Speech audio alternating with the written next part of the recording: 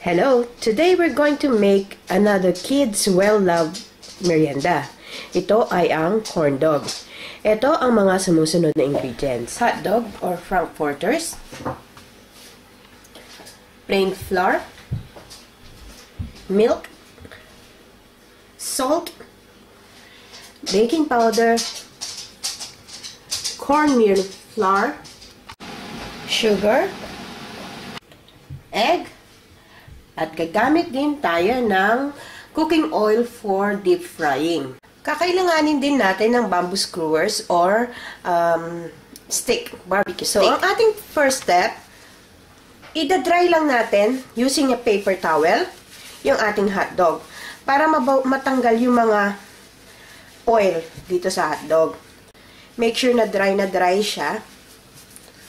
Otherwise, hindi didikit yung ating butter.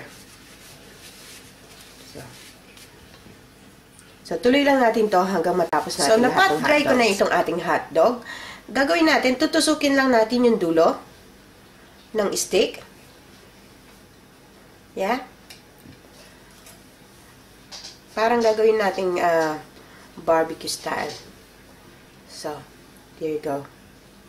So, tuloy lang natin to hanggang matapos natin lahat ng ating hotdog before we proceed to the next step. So, dito sa ating bowl, paghaluin lang natin yung ating mga dry ingredients.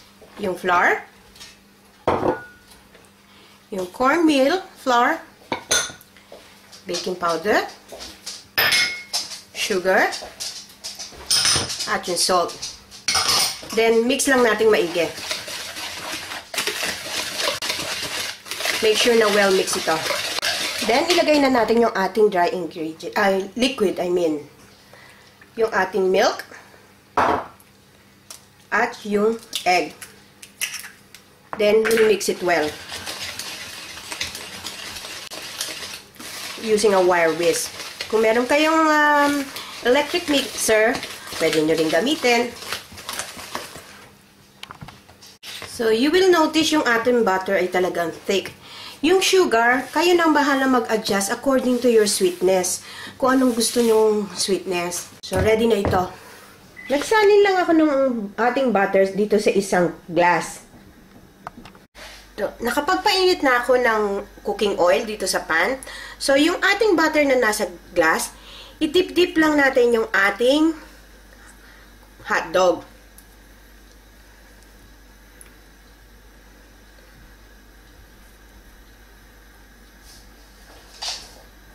So, make sure na cover lahat. And then, we will deep fry it. Medium heat lang, or slow heat lang talaga.